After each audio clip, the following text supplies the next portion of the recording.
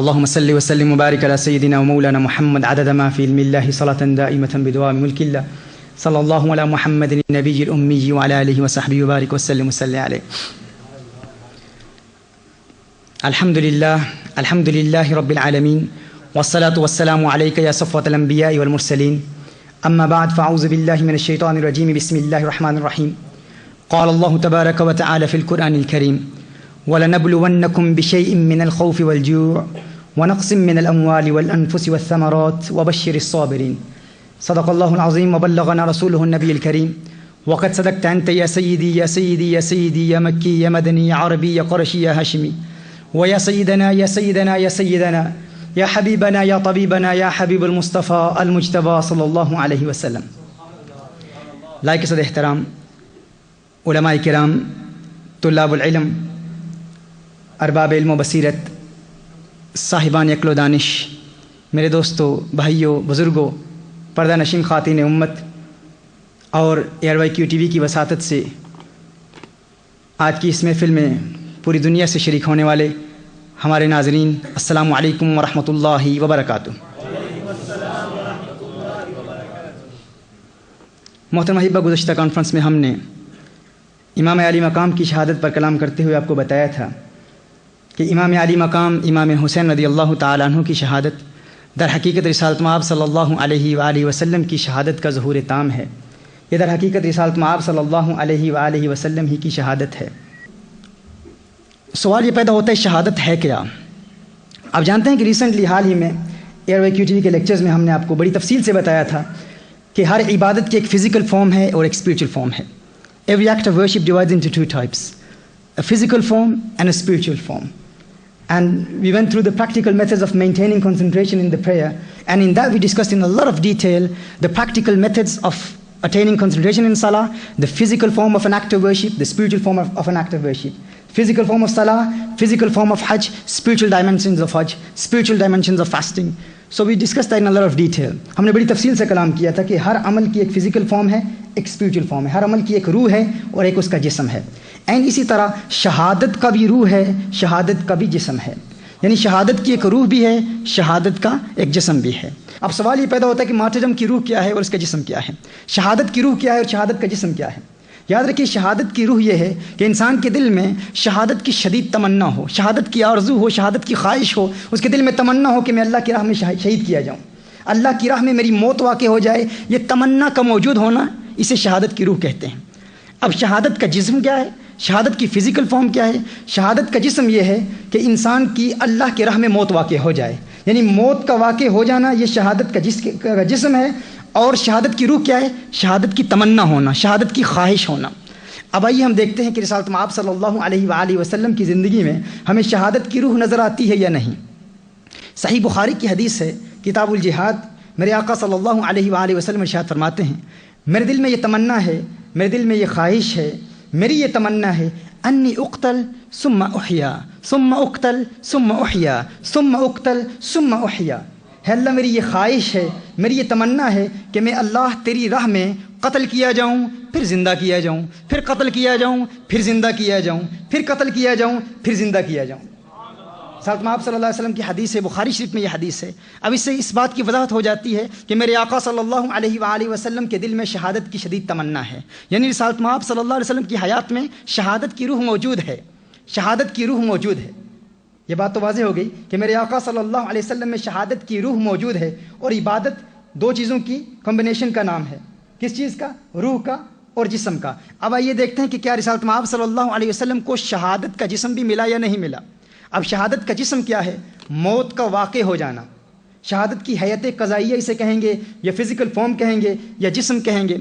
اب یہ شہادت کا جو جسم ہے یہ دو قسموں پر منقسم ہوتا ہے. The physical form of martyrdom divides into two types: شہادہ سریہ and شہادہ جہریہ. شہادت کی جسمانی جو فارم ہے یہ دو قسموں پر منقسم ہوتی ہے. ایک کو کہتے ہیں شہادت سریہ اور دوسری کیا ہے؟ شہادت جہریہ. شہادہ سریہ اور شہادہ جہریہ. شہادہ سریہ کو سمجھ لیں گویا کہ یہ ایک چھوٹی شہادت ہے، چھوٹی شہادت. اور شہادہ جہریہ بڑی شہادت. شہادہ سریہ کیا ہے؟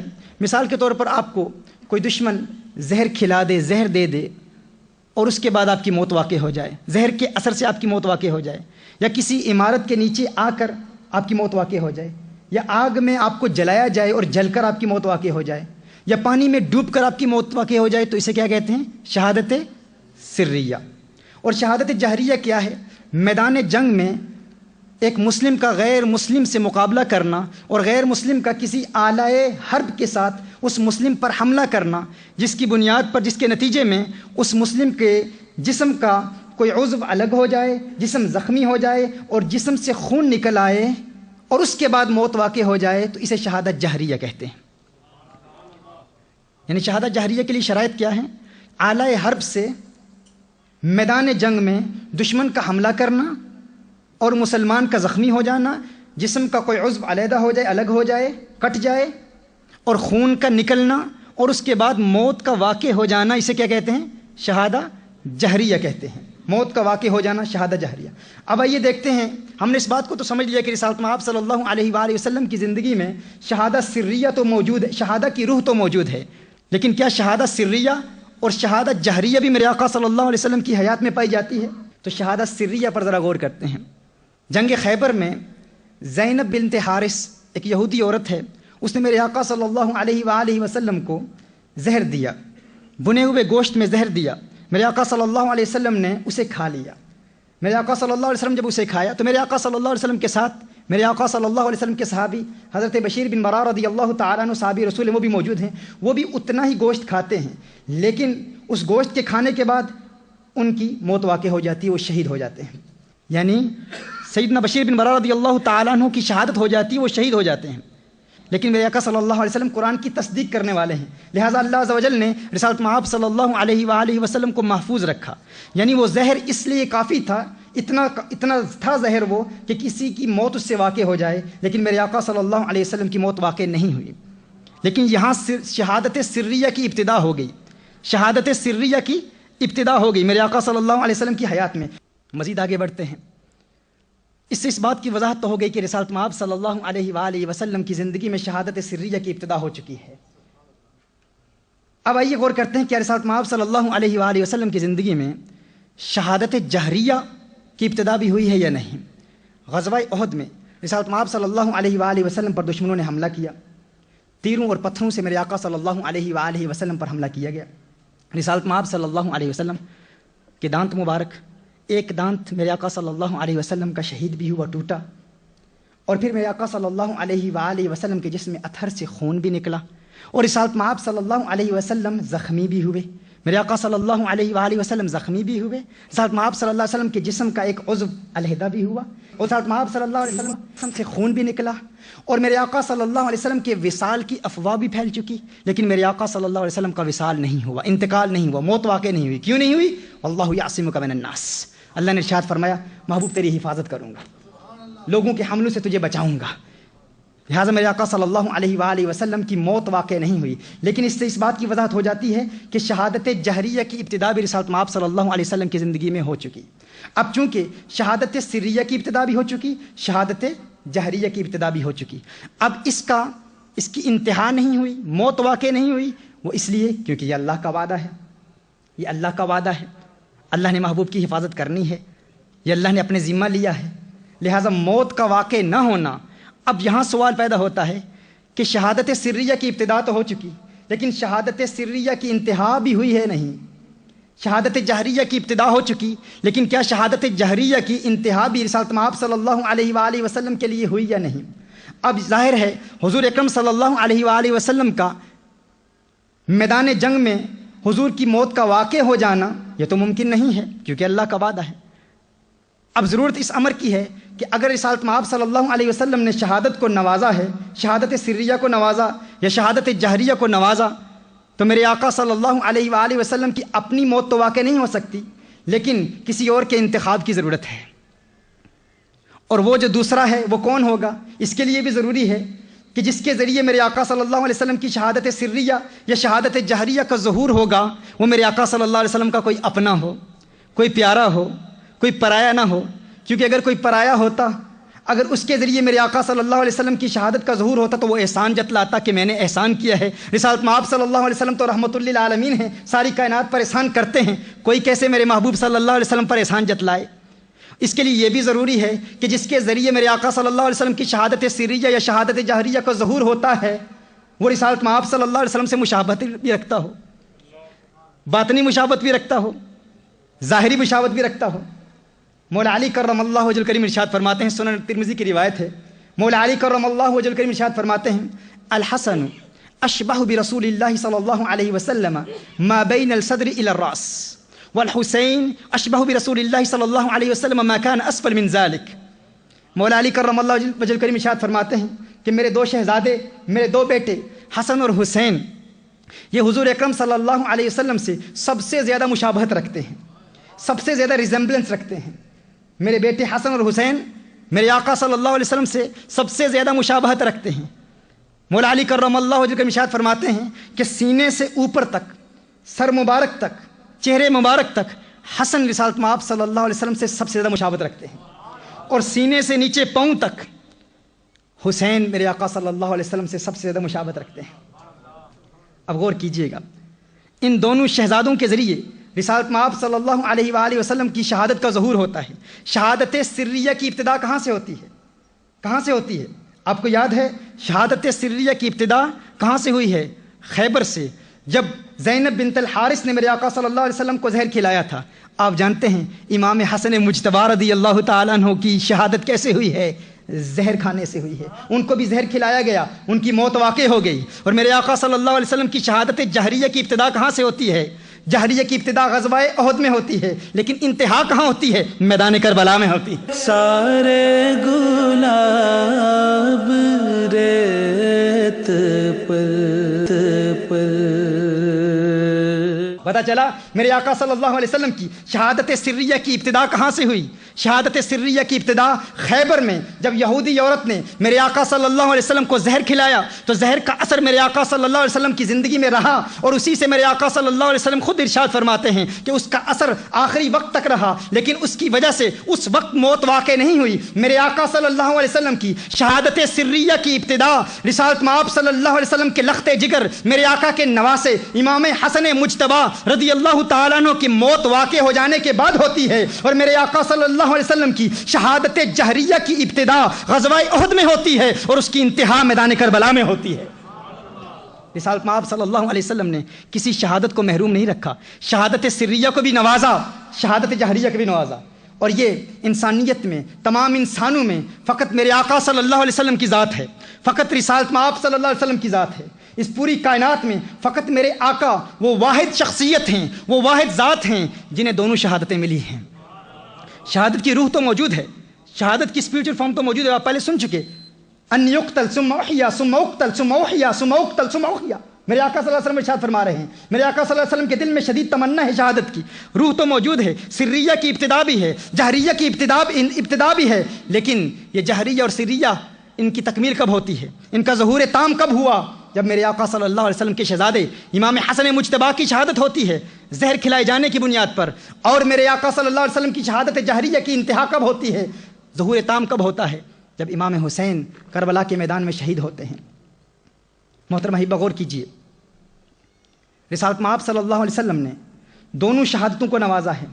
کیا کسی کے لیے ممکن ہے اس دنیا میں، کیا کسی کا نام آپ لے سکتے ہیں، کسی کی مثال پیش کر سکتے ہیں جسے دونوں شہادتیں ملی؟ جو لوگ اس حوالے سے ذہنی ارتباک کا شکار ہو جاتے ہیں، ذہنی تذبذب کا شکار ہو جاتے ہیں کہ حضور کو شہادت ملی یا نہیں ملی، میں کہتا ہوں ملنا تو بات کی بات ہے، میرے آقا صلی اللہ علیہ وسلم کو وہ شہادت ملی جو کسی کو نہیں ملی۔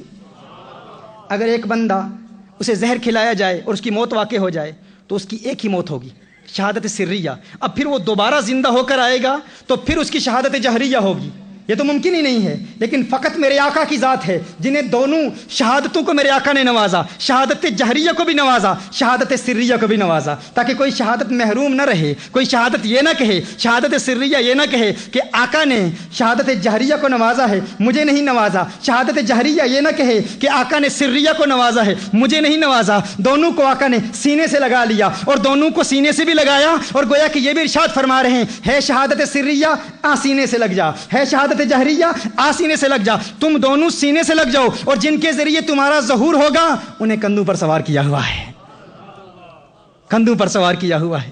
اب بھول گئے وہ واقعہ، شاید آپ کو یاد نہ ہو۔ فاروق اعظم رضی اللہ تعالیٰ عنہ نے میرے آقا کو دیکھا، میرے آقا صلی اللہ علیہ وآلہ وسلم امام حسن مجتبیٰ کو اپنے کندھے پر اٹھائے ہوئے ہیں، ایک کندھے پر امام حسن مجتبیٰ ہیں، ایک کندھے پر امام حسین رضی اللہ تعالیٰ عنہ ہیں۔ فاروق اعظم دیکھتے ہیں اور فرماتے ہیں، ہے حسن ہے حسین تمہاری سواری کتنی پیاری ہے۔ میرے آقا صلی اللہ علیہ وسلم کو دیکھ کر فاروق اعظم رضی اللہ تعالیٰ عنہ کیا فرماتے ہیں، ہے شہزادو ہے حسن ہے حسین دیکھو تمہاری سواری کتنی پیاری ہے، نعم الفرس تحتکما، دیکھو تمہارے نیچے کتنی پیاری سواری ہے۔ میرے آقا ارشاد فرماتے ہیں، نعم الفارسان، ہے فاروق یہ کہتے ہو کہ سواری کتنی پیاری ہے، ارے یہ تو دیکھو سوار کتنے پیارے ہیں، سوار کتنے پیارے ہیں، میرے دو شہزادے ہیں، میرے دو نواسے ہیں۔ میرے آقا صلی اللہ علیہ وسلم کو پیار کتنا ہے، اس قدر پیار ہے، قربان جائیں امام حسین رضی اللہ تعالی عنہ کی عظمتوں پر، امام حسین کی عبادت پر، کہ امام حسین کبھی میرے آقا صلی اللہ علیہ وسلم کی گود میں بیٹھ کر عبادت کرتے ہیں، کبھی میرے آقا صلی اللہ علیہ وسلم کی پشت پر سوار ہو کر عبادت کرتے ہیں، کبھی کندھے پر سوار ہو کر عبادت کرتے ہیں، اور کبھی نوکے نیزہ پر سوار ہو کر عبادت کرتے ہیں۔ یہ امام حسین کی عظمتیں ہیں۔ رسالت میں آپ صلی اللہ علیہ وسلم سجدے میں ہیں، سنن النسائی کی حدیث ہے، میرے آقا صلی اللہ علیہ وسلم سجدے میں ہیں، عشاء کی نماز ہے، رسالت میں آپ صلی اللہ علیہ وسلم نماز میں ہیں، سجدے میں ہیں، اور میرے آقا صلی اللہ علیہ وسلم نے اپنا سجدہ طویل کر دیا۔ صحابہ عرض کرتے ہیں نماز کے بعد، یا رسول اللہ صلی اللہ علیہ وسلم، آقا آپ نے نماز میں سجدہ طویل کیوں کر دیا، سجدہ لمبا کیوں کر دیا؟ رسالت میں آپ صلی اللہ علیہ وسلم نے ارشاد فرمایا، ان ابن هذا ارتحلني فكرهت ان اعجله حتى يقضي حاجته۔ میرے آقا صلی اللہ علیہ وسلم نے ارشاد فرمایا، میرا یہ بیٹا حسین یہ میری پشت پر سوار ہو گیا تھا، میرا بیٹا حسین میری پشت پر سوار ہو گیا تھا، اور میں چاہتا نہیں تھا کہ اپنے بیٹے کو تکلیف دوں یہاں تک کہ اس کی حاجت پوری ہو جائے۔ اب بیٹے کی حاجت کیا تھی؟ بیٹا آقا کی پشت کو چوم رہا تھا، آقا کی پشت سے برکتیں حاصل کر رہا۔ تو میرے آقا صلی اللہ علیہ وآلہ وسلم، یہ صرف آپ کو بیدار کرنے کے لیے چند نکات بیان کیے ہیں، ابھی موضوع کی طرف واپس آ رہا ہوں۔ اس سے اس بات کی وضاحت ہو گئی کہ میرے آقا صلی اللہ علیہ وسلم کی شہادت کا ظہور تام کہاں ہوا؟ رسالت میں آپ صلی اللہ علیہ وسلم کی شہادت کا ظہور تام امام حسین رضی اللہ تعالی عنہ جب میدان کربلا میں شہید ہوتے ہیں، تو رسالت میں آپ صلی اللہ علیہ وسلم کی شہادت کا ظہور تام ہو جاتا ہے۔ اس سے یہ بات بھی واضح ہوگی، اس بات کی بھی وضاحت ہوگی کہ رسالت میں آپ صلی اللہ علیہ وآلہ وسلم کے لیے ہی امام حسین شہید ہوئے ہیں۔ امام حسین کی شہادت کس کے لیے ہے؟ میرے آقا صلی اللہ علیہ وسلم کے لیے ہے۔ امام حسین کی شہادت کس کے لیے ہے؟ حضور کے لیے ہے، اپنے نانا کے دین کو بچانے کے لیے ہے، نانا کے دین کی بقا اور سلامتی کے لیے ہے۔ آقا شہید ہوئے تو کس کے لیے ہوئے؟ نانا کے دین کو بچانے کے لیے، اپنے نانا کے لیے۔ اب غور کیجئے، جب اس بات کی تنقید ہو گئی کہ امام حسین کی شہادت حضور اکرم صلی اللہ علیہ وآلہ وسلم کے لیے ہے، تو آئیے قرآن کریم کی جن آیات کو سرنامہ سخن کی حیثیت سے تلاوت کرنے کا شرف حاصل ہوا، اس میں خلاق کائنات ارشاد فرماتا ہے۔ سب سے پہلے اللہ عز و جل تحویل قبلہ کا ذکر کرتا ہے کہ اللہ عز و جل نے اپنے محبوب کے لیے قبلہ بدل دیا، محبوب کے لیے قبلہ بدل دیا، اللہ نے محبوب کے لیے قبلہ بدل دیا۔ عربی کا ایک مقولہ ہے، فلان یحب فلانا بحیث یقلب له القبلہ، فلاں فلاں سے اتنا پیار کرتا ہے کہ اپنے محبوب کے پیار میں قبلہ ہی بدل دے، فلاں فلاں سے اس قدر پیار کرتا ہے کہ محبوب کے پیار میں قبلہ ہی بدل دے۔ اب یہ حقیقت پر مبنی تو بات نہیں ہے نا، کیا محبوب جس سے آپ پیار کرتے ہیں، کیا کوئی اپنے محبوب کے لیے قبلے بدلتا ہے؟ بدلتا نہیں ہے، لیکن رب فرما رہا ہے محبوب یہ دنیا والوں کی مثال ہے، رب قبلے بدل دیا کرتا ہے۔ قد نرى تقلب، محبوب ہم دیکھ رہے ہیں تیرا چہرہ آسمان کی جانب اٹھ رہا ہے، ہاں فلنولینک قبلۃ ترضاھا، اب طلاب العلم سے بات کر رہا ہوں، فلنولینک قبلۃ ترضاھا، محبوب ہم تیرا چہرہ پھیر دیں گے۔ قبلۃن، قبلۃن نکرہ ہے، قبلۃن کیا ہے؟ نکرہ ہے۔ اب کعبہ معرفہ ہے، اور معرفہ کی تعبیر نکرہ سے نہیں کی جاتی، اور نکرہ جب سیاق کلام میں ہو تو اس کے بعد اگر ترضاھا یہ فعل ہے جو نکرہ ہے، فعل مضارع نکرہ ہے، اب قبلۃ نکرہ ہے، یہ بھی نکرہ ہے، تو جملہ یہ مرکب توصیفی بنا۔ اس کا معنی کیا ہوا کہ اللہ عز و جل ارشاد فرما رہا ہے، القبلۃ نہیں فرمایا، کیونکہ کعبہ معرفہ ہے، کعبہ معرفہ ہے، قبلۃ نکرہ ہے اور معرفہ کی تعبیر نکرہ سے نہیں کی جاتی. یعنی اللہ ارشاد فرما رہا ہے محبوب لوگ یہ نہ سمجھیں کہ محبوب کے پیار میں محبوب کے لیے مکے والے کعبے کو محبوب کا قبلہ بنا دوں گا. یعنی اگر محبوب چاہے گا, اگر محبوب کے دل میں تمنا ہوگی کہ اللہ محبوب کے لیے مکے والے کعبہ کو قبلہ بنا دے, فرمایا نہیں محبوب تیری چاہت سے, تیری چاہت محدود نہیں ہے, مقید نہیں ہے. ایسا نہیں ہے کہ تیری چاہت میں, تیرے پیار میں جو تو چاہے گا, اگر تو نے چاہا کہ مکے والا قبلہ کعبہ بن جائے تو مکے والا ہی بنے گا. ایسا نہیں ہے کہ کہیں اور تیری چاہت پیدا ہو گئی تو اس کو قبلہ نہیں بناؤں گا.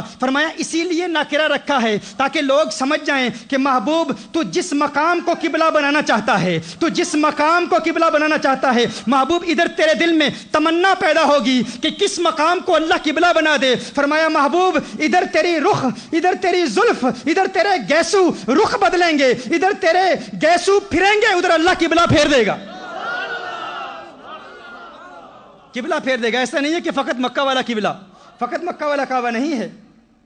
قبلتن فرمایا ترضاہ, محبوب جہاں تو راضی ہے رب اس کو قبلہ بنا دے گا. تو پہلے تحویل قبلہ کا ذکر ہے, قبلہ کے بدلنے کا ذکر ہے. اب دیکھیے اس کے فوراً بعد اب لوگ بڑے حیران تھے, متعجب تھے کہ یہ کیسے ہو گیا کہ قبلہ ہی بدل دیا. تعجب تھا نا کہ قبلہ ہی بدل دیا, اللہ نے قبلہ بدل دیا, محبوب کے پیار میں قبلہ بدل دیا. اب فوراً بعد ارشاد فرماتا ہے کما ارسلنا فیکم رسولا منکم یتلو علیکم آیاتنا ویزکیکم ویعلمکم الکتاب والحکمہ ویعلمکم ما لم تکونوا تعلمون. اللہ ارشاد فرماتا ہے کما تشبیہ کے لیے آتا ہے. تم اس بات پر حیران, اب ربط بتا رہا ہوں, لنک بتا رہا ہوں اور کربلا کی طرف آ رہا ہوں, لنک بتا رہا ہوں, موضوع سے باہر نہیں ہوں. پہلے لنک بتاؤں گا اور پھر انشاءاللہ تعالیٰ, میں نے کہا کربلا کو اپنے دل میں اتار لو, انشاءاللہ بات سمجھ میں آ جائے گی. دیکھیے پہلے فرمایا تحویل قبلہ کا ذکر ہے, قبلہ کے بدلنے کا ذکر ہے. اس کے فوراً بعد کما ارسلنا, محبوب دینے کا ذکر ہے کہ میں نے اپنا محبوب تمہیں دے دیا, میں نے اپنا محبوب تمہیں دے دیا. کما ارسلنا, جس طرح دیا. اب کما کیا ہے, یہ تشبیہ کے لیے آتا ہے. کما کس کے لیے آتا ہے, تشبیہ کے لیے, سملیرٹی کے لیے. جس طرح یعنی تم حیران ہو, تم اس بات پر حیران ہو کہ اللہ نے قبلہ بدل دیا. کہا یہ کوئی بڑی بات نہیں ہے. جس طرح یہ دیکھو, تم کہتے ہو قبلہ کس طرح بدل دیا, کس طرح بدل دیا. اب کما کا لنک دیکھو, کما جس طرح, تم کہتے ہو قبلہ کس طرح بدل دیا. کہا جس طرح محبوب دے دیا. قبلہ بدلنا بڑی بات ہے یا محبوب دینا بڑی بات ہے؟ بھائی کبھی کوئی کسی کو اپنا محبوب دیتا ہے, کسی سے پیار ہو جائے تو اب اپنا محبوب کسی کو دو گے, اپنے بیلووڈ کو کسی کو دے دو گے؟ بھائی دینا تو بڑی بات ہے. کوئی کسی دوسرے کو اپنا محبوب دکھاتا بھی نہیں ہے, چھپاتا ہے کہ کوئی میرا محبوب دیکھے نا, کوئی میرا محبوب دیکھے نا. محبوب کو چھپاتے ہیں. جس سے پیار ہو جائے انسان کہتا ہے کوئی اسے نہ دیکھے, یہ کسی کو نہ دیکھے, یہ مجھے دیکھے میں اسے دیکھوں. یہی تو پیار ہے, یہی محبت ہے, یہی چاہت ہے, یہی عشق ہے کہ میرا محبوب مجھے دیکھے. آن بسو مورے نینن میں اکھیاں بند کر لوں, نہ میں دیکھوں غیر کی جانب, نہ توہے دیکھن دوں. Beloved, come and live in my eyes. Oh, beloved, come and reside in my eyes. Come and live in my eyes. Come and live in my eyes. Why do you want your beloved to come and live in your eyes? So I can close my eyes. I can close my eyes. Oh, lover, why do you want to close your eyes? I want my beloved to come and live in my eyes. And I want to close my eyes so my beloved can see none other than me and I can see none other than my beloved. جب پیار ہو جاتا ہے کسی سے, محبت ہو جاتی ہے کسی سے, تو انسان کسی اور کو دیکھنا ہی نہیں چاہتا. انسان کہتا ہے زندگی جائے, جسم جائے, سب کچھ برباد ہو جائے, دو نین سلامت رہیں, میری دو آنکھیں سلامت رہیں, دو آنکھیں سلامت رہیں تاکہ میں محبوب کو دیکھتا رہوں. کاگا مورا سب تن کھائیو, چن چن کھائیو ماس, پر دو نین مورے نہ کھائیو, مہے پیا ملن کی آس, مہے پیا ملن کی آس. کاگا سب کچھ کھا جاؤ, جسم کھا لو, آنکھیں نہیں کھانا, کیونکہ ان آنکھوں سے محبوب کا جلوہ دیکھتا ہوں, ان آنکھوں سے محبوب کا دیدار کرتا ہوں. تو میں عرض کر رہا تھا کہ اللہ نے محبوب دے دیا. تو اللہ ارشاد فرما رہا ہے کما ارسلنا. تم اس بات پر متعجب ہو, اس بات پر حیران ہو, تم اس بات پر پریشان ہو, حیران ہو کہ قبلہ بدل دیا. کہا نہیں, اس سے بڑی بات دیکھو, ہم نے تو اپنا محبوب دے دیا ہے. سارے گلاب ریت پر. اب سوال ہی پیدا ہوتا ہے اس کے فوراً بعد ذکر کا بیان آ گیا. فَاذْكُرُونِي أَذْكُرْكُمْ, اب ذکر کا کیا تعلق ہے؟ تو جب انسان کسی کو اپنا محبوب دیتا ہے نا، کوئی پیاری چیز دیتا ہے، کسی کو آپ تحفہ دیتے ہیں تو کیا کہتے ہیں؟ جا یہ تحفہ لے لے، مجھے یاد رکھنا، بھولنا نہیں، جب بھی اس تحفے کو دیکھنا مجھے یاد کر لینا۔ اللہ نے اپنا محبوب دے دیا، فاذکرونی اذکرکم واشکروا لی ولا تکفرون، میں نے تمہیں اپنا محبوب دیا ہے، جا محبوب لے جا، مجھے یاد رکھنا، مجھے نہ بھول جانا۔ اور محبوب کی تعظیم کی صورت میں جب تو مجھے یاد کرے گا تو تیرے درجات کی بلندی کی صورت میں میں تیرا چرچا کروں گا، میں تیرا چرچا کروں گا۔ اب سوال پیدا ہوتا ہے کہ فوراً اس کے بعد اللہ عز و جل فوراً اس کے بعد کیا فرماتا ہے؟ استعینوا بالصبر والصلاۃ۔ اب نماز کا ذکر کہاں سے آ گیا؟ فوراً صبر کا ذکر کہاں سے آ گیا؟ اب صبر کیا ہے؟ طلاب العلم جانتے ہیں کہ صبر یہاں ابتداءً مصیبت پر دلالت کرتا ہے۔ اب جانتے ہیں محذوف مقدر اور مقتدا کا فرق کیا ہے؟ یہاں شریعت کا تقاضا بھی ہے، لغت کا تقاضا بھی ہے، عقل کا تقاضا بھی ہے کہ یہاں مصیبت مقتدا ہو، یعنی صبر اسی وقت کیا جاتا ہے جب مصیبت آتی ہے، جب مصیبت آتی ہے تو صبر کیا جاتا ہے۔ یعنی گویا اللہ ارشاد فرما رہا ہے کہ جب میں نے تمہیں اپنا محبوب دے دیا، میرا محبوب ملے گا، تجھے اللہ یاد آئے گا، اللہ کا ذکر تو کرے گا، لیکن یاد رکھنا اس ذکر میں پھر مصیبتیں بھی آئیں گی، تکلیفیں بھی آئیں گی، اس ذکر میں پھر تکلیفیں بھی آئیں گی۔ فرمایا جب یہ تکلیفیں آئیں گی، مصیبتیں آئیں گی، استعینوا بالصبر والصلاۃ، پھر صبر سے مدد طلب کرنا اور نماز سے مدد طلب کرنا، صبر سے مدد حاصل کرنا اور نماز سے مدد حاصل کرنا۔ پھر اس کے فوراً بعد ارشاد فرمایا وَلَا تَقُولُوا لِمَنْ يُقْتَلُ فِي سَبِيلِ اللَّهِ أَمْوَاتٌ۔ اب یہاں پر شہداء کا ذکر کیوں آ گیا کہ جو اللہ کی راہ میں قتل کیے جائیں انہیں مردہ نہ کہو؟ اللہ ارشاد فرما رہا ہے، اب رب دیکھیے، تعلق دیکھیے، اللہ ارشاد فرما رہا ہے کہ مت سمجھنا کہ صبر کرتے رہو گے تو مصیبت ٹل جائے گی۔ کبھی کبھی ایسا وقت بھی آتا ہے کہ انسان صبر کرتا رہتا ہے لیکن صبر کرتے ہوئے اس کی موت بھی واقع ہو جاتی ہے، لیکن اس موت سے نہ ڈرنا، یہ نہ سوچنا موت آ جائے گی، مر جاؤں گا۔ کہا وَلَا تَقُولُوا لِمَنْ يُقْتَلُ فِي سَبِيلِ اللَّهِ أَمْوَاتٌ، ارے شہید زندہ ہے، مردہ نہیں ہوتا، شہید تو زندہ ہوتا ہے، شہید مرتا نہیں ہے، شہید مرتا نہیں ہے۔ اب شہید کا ذکر، اب رب سمجھ میں آ گیا، لنک سمجھ میں آ گیا، تحویل قبلہ، محبوب کا دیا جانا، محبوب کے دیے جانے کے بعد ذکر کے بعد استعانہ بالصلاۃ والصبر۔ اب آگے بڑھتے ہیں، پھر اس کے بعد چند آزمائشوں کا ذکر کیا، وَلَنَبْلُوَنَّكُمْ بِشَيْءٍ مِّنَ الْخَوْفِ وَالْجُوعِ وَنَقْصٍ مِّنَ الْأَمْوَالِ وَالْأَنفُسِ وَالثَّمَرَاتِ، کہ پھر ہم تمہیں آزمائیں گے، کبھی مال کے نقصان سے، کبھی جانی نقصان سے، کبھی بھوک سے، کبھی پیاس سے، کبھی خوف سے۔ آپ غور کریں، اللہ ارشاد فرما رہا ہے کہ یہ آزمائشیں آئیں گی تمہاری زندگی میں، آزمائشوں کا ذکر ہے کہ اللہ آزماتا ہے، مت سمجھنا۔ کچھ لوگ تو شہید ہو جاتے ہیں انہیں مصیبتوں میں، صبر کرتے ہوئے شہید ہو جاتے ہیں، کچھ ایسے ہیں جنہیں اللہ آزماتا ہے، اللہ آزمائشوں میں مبتلا کرتا ہے۔ کیسی آزمائشوں میں؟ کبھی جانی نقصان کے ذریعے، کبھی بھوک کے ذریعے، کبھی پیاس کے ذریعے، کبھی خوف کے ذریعے اللہ آزماتا رہتا ہے۔ اب آئیے دیکھیں، غور کریں، جب ہم امام حسین کا کربلا کا واقعہ دیکھتے ہیں، پہلی بات تو یہ سمجھ میں آ گئی کہ امام حسین نے میرے آقا صلی اللہ علیہ وسلم کے لیے جام شہادت نوش فرمایا۔ امام حسین کس کے لیے شہید ہوئے؟ آقا کے لیے شہید ہوئے، آقا کے لیے شہید ہوئے نا۔ آقا کی شہادت کا ظہور تام کہاں سے ہوا؟ امام حسین کی شہادت سے ہوا۔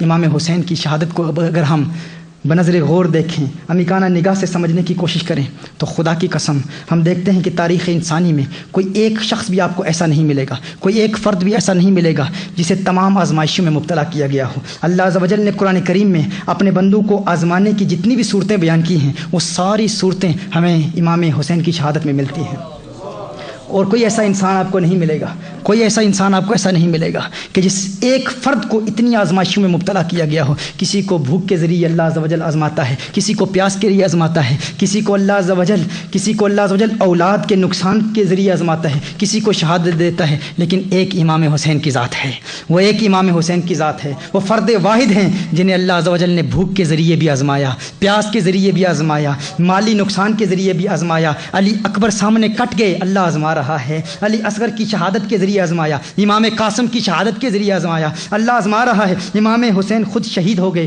خدا کی قسم قرآن کریم کی ان آیات کی تفسیر جب میں پڑھتا ہوں، ان آیات پر غور کرتا ہوں اور ربط بین الآیات کو دیکھتا ہوں، کبھی کبھی جب دل میں آتا ہے کہ تفسیر کی کتاب اٹھاؤں، تفسیر کی کتاب اٹھانے کے لیے ہاتھ بڑھاتا ہوں تو ہاتھ رک جاتا ہے، ایک آواز آتی ہے تفسیر کی کتابیں اٹھانے کی ضرورت ہی نہیں، ان آیات کو دیکھ اور امام حسین کی ذات کو دیکھ، امام حسین کی شہادت کو دیکھ۔ رب کعبہ کی قسم امام حسین کی ذات از خود قرآن کریم کی ان آیات کی چلتی پھرتی تفسیر نظر آتی ہے۔ The martyrdom of Imam Hussein, sacrifices of Imam Hussein, the entire life of Imam Hussein. It seems as if Imam Hussein himself is a walking, talking tafsir of these verses of the Quran. He himself is a commentary of these Quranic verses. His zaat, his martyrdom, his sacrifice itself is a tafsir of these Quranic verses. اور پھر یہ میرے امام کا مقام ہے، یہ میرے امام کا مقام ہے۔ خدا کی قسم اللہ عز و جل نے جو امام کو مقام دیا کہ قرآن میں آزمانے کی جتنی صورتیں اللہ نے قرآن میں بیان فرمائی ہیں وہ ساری امام حسین کی شہادت میں مجتمع نظر آتی ہیں۔ وہ اس لیے کیونکہ امام حسین کی شہادت رسالت مآب صلی اللہ علیہ وآلہ وسلم کی شہادت کا ظہور ہے، اور کوئی ایک آزمائش بھی باقی رہتی تو میری آقا صلی اللہ علیہ وسلم کی شہادت کا ظہور تام نہ ہوتا، کیونکہ یہ آقا صلی اللہ علیہ وسلم کی شہادت ہے، یہ آقا صلی اللہ علیہ وسلم کی شہادت کا ظہور ہے۔ اسی لیے میں کہتا ہوں کہ میرا امام حسین یہ وہ در یکتا ہیں کہ خدا کی قسم صرف کائنات، پوری کائنات میں کوئی اور امام حسین کی طرح آپ کو نہیں ملے گا۔ پوری کائنات میں یہ ایک ہی نگینہ ہے امام حسین، ان جیسا کوئی دوسرا نہیں ہے۔ یہی وہ مجاہد ہے، یہی وہ مرد کلندر ہے کہ جس نے میدان میں یزید جیسی طاقت کو للکارا۔ دلاوروں میں فرد ہے یہ کیسا شیر مرد ہے، دلاوروں میں فرد ہے یہ کیسا شیر مرد ہے کہ جس کے دبدبے سے دشمنوں کا رنگ زرد ہے۔ دلاوروں میں فرد ہے یہ کیسا شیر مرد ہے کہ جس کے دبدبے سے دشمنوں کا رنگ زرد ہے۔ یہ بالیقین حسین ہے، یہ بالیقین حسین ہے، یہ بالیقین حسین ہے، نبی کا نور عین ہے، جبھی تو اس کے سامنے یہ فوج گرد برد ہے، جبھی تو اس کے سامنے یہ فوج گرد برد ہے۔ یہ بالیقین حسین ہے، نبی کا نور عین ہے۔ آئیے آخری بات آپ کی گوش گزار کرتا ہوں تاکہ کوئی ذہنی خلش باقی نہ رہے میرے آقا صلی اللہ علیہ وسلم کے متعلق۔ میں نے یہی عرض کیا کہ میرے آقا صلی اللہ علیہ وسلم کی شہادت کا ظہور کہاں ہوا؟ امام حسین کی شہادت کے ظہور سے۔ امام حسین کی شہادت جہریہ، میرے آقا صلی اللہ علیہ وسلم کی شہادت جہریہ کا انجام اور انتہا ہمیں کہاں نظر آتی ہے؟ امام حسین جب میدان کربلا میں شہید ہوتے ہیں تو میرے آقا صلی اللہ علیہ وسلم کی شہادت جہریہ کا ظہور ہوتا ہے۔ میرے آقا ارشاد فرماتے ہیں حسین منی وانا من الحسین۔ حضور ارشاد فرماتے ہیں حسین مجھ سے ہے اور میں حسین سے ہوں، حسین مجھ سے ہے اور میں حسین سے ہوں۔ اب سوال پیدا ہوتا ہے، یہ تو بات سمجھ میں آتی ہے کہ حسین آقا سے ہیں، لیکن آقا حسین سے کیسے ہیں؟ یہ بات تو سمجھ میں آتی ہے کہ حسین آقا سے ہیں، یہ بات سمجھ میں نہیں آتی کہ آقا حسین سے ہیں، آقا حسین سے کیسے ہیں؟ Grandson is from his grandfather, that's understandable. But how can the grandfather be from his grandson? The Prophet sallallahu alaihi wasallam is saying, Husaynun minni wa ana min al-Husayn. Hussein is from me and I am from Hussein. حضور فرما رہے ہیں حسین مجھ سے ہے، میں حسین سے ہوں۔ یا رسول اللہ صلی اللہ علیہ وسلم یہ بات تو سمجھ میں آتی ہے کہ حسین آپ کے نواسے ہیں، حسین آپ سے ہیں، لیکن آپ حسین سے کیسے ہیں؟ تو اس کو سمجھنے کے لیے ایک مثال سمجھ لیجئے۔ آپ ایک بیج بوتے ہیں، زمین میں ایک بیج بوتے ہیں، وہ پودا بنتا ہے، پودا پھر ایک تناور درخت بنتا ہے، تناور درخت بنتا ہے، بڑا درخت بنتا ہے، اس پہ پھل لگتے ہیں۔ توجہ میری طرف کریں، درخت بنتا ہے اور پھر اس پر پھل لگتے ہیں۔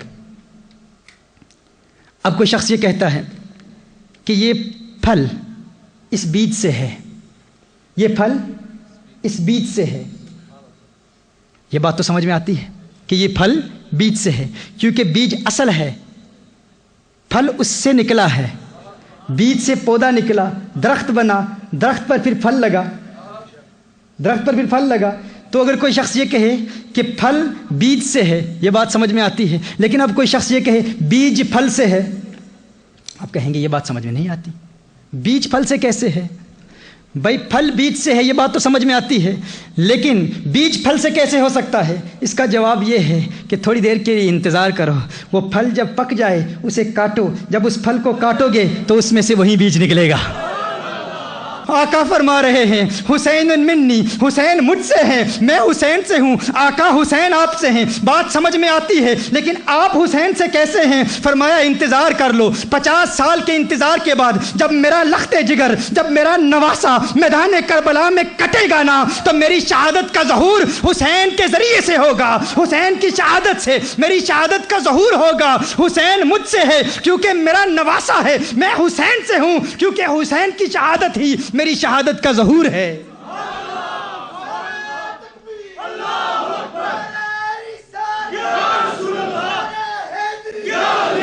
حسین کی عظمتوں کے ترانے الاپتے رہو، حسین کو یاد کرتے رہو، حسین کے نام کی محفلیں سجاتے رہو۔ مبارک ہو آپ کو جنہوں نے حسین کی محفل سجائی ہے۔ اللہ تعالیٰ تمہاری اس کاوش کو اپنی بارگاہ میں قبول فرمائے، اللہ آپ کی حاضری کو قبول فرمائے۔ ہمارا یہ طریقہ رہا ہے کہ ہر بزم میں ہم کچھ پریکٹیکل ٹیچنگز دیتے ہیں۔ محرم الحرام کی 10 تاریخ کے لیے، عاشوراء کے لیے آپ یہ ورد لکھ لیجئے۔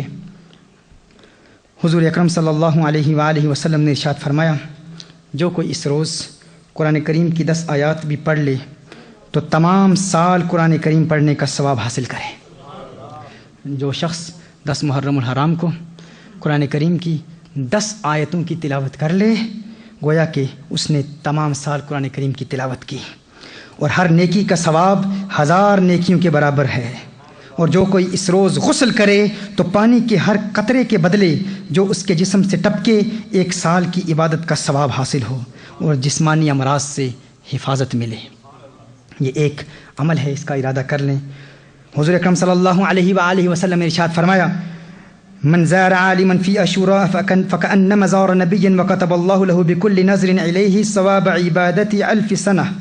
حضور اکرم صلی اللہ علیہ وسلم نے ارشاد فرمایا، جس نے عاشوراء کے دن کسی عالم کی زیارت کی، گویا اس نے نبی کی زیارت کی، اور ہر نظر کے بدلے جو اس عالم کی طرف دیکھتا ہے، اللہ 1000 سال کی عبادت کا ثواب اس کے نامہ اعمال میں لکھتا ہے۔ ارادہ کر لیں، بعمل علماء کی زیارت کے لیے 10 محرم الحرام کے دن آپ انشاءاللہ علماء کی زیارت کریں گے۔ حضور اکرم صلی اللہ علیہ وسلم نے ارشاد فرمایا، عاشوراء کے دن جو کوئی بیمار کے ہاں جا کر بیمار پرسی کرے، وہ ہر قدم کے بدلے اللہ عز و جل 1 سال کی عبادت کا ثواب اس کے نامہ اعمال میں لکھ دیتا ہے۔ ارادہ کر لیں کہ مریضوں کے پاس جا کر بیمار پرسی کی سعادت حاصل کریں گے، ان کی بیمار پرسی کے لیے جائیں گے تو ہر قدم کے بدلے 1 سال کی عبادت کا ثواب اللہ آپ کے نامہ اعمال میں لکھ دے گا۔ حضور اکرم صلی اللہ علیہ وسلم نے ارشاد فرمایا، من مسح یدہ علی رأس الیتیم فی عاشوراء رفعت لہ بکل شعر رأسہ درجۃ فی الجنہ۔ جس نے عاشوراء کے دن کسی یتیم کے سر پر ہاتھ رکھا، ہر بال کے بدلے 1 درجہ جنت میں بلند کیا جائے گا، ہر بال کے بدلے 1 درجہ جنت میں بلند کیا جائے گا۔ حضور اکرم صلی اللہ علیہ وسلم نے ارشاد فرمایا، جس نے عاشوراء کے دن 2 دشمنوں کے درمیان صلح کرا دی، اللہ تعالیٰ اس کے دشمنوں اور قرض خواہوں کے درمیان قیامت کے دن صلح کرا دے گا، اور واجب کر دے گا اس کے لیے جنت، اس کے لیے جنت واجب کر دے گا۔ ارادہ کر لیں، دشمنیاں ختم کریں گے۔ عاشوراء کے دن لوگوں کے پاس جا کر 10 محرم کو لوگوں سے صلح کریں۔ اگر اپنا کوئی دشمن ہے تو اس سے بھی راضی ہوں گے، اس سے معذرت طلب کریں گے، معافی مانگیں گے، اور اگر 2 دشمن ہیں تو ان 2 دشمنوں کے مابین بھی صلح کرانے کی کوشش کریں گے۔ حضور اکرم صلی اللہ علیہ وسلم نے ارشاد فرمایا، جو اپنے اہل و عیال، غرباء اور مساکین پر رزق کی فراخی کرے گا، اللہ تعالیٰ ایسے شخص کو بروز قیامت تشنگی اور بھوک سے بچا لے گا۔ اپنے اہل خانہ کو بھی کھلائیں گے تو اللہ تعالیٰ قیامت کی بھوک اور پیاس سے آپ کو محفوظ رکھے گا۔ اللہ تعالیٰ سلامت رکھے، اس حاضری کو قبول فرمائے۔ وآخر دعوانا ان الحمد للہ رب العالمین۔ سارے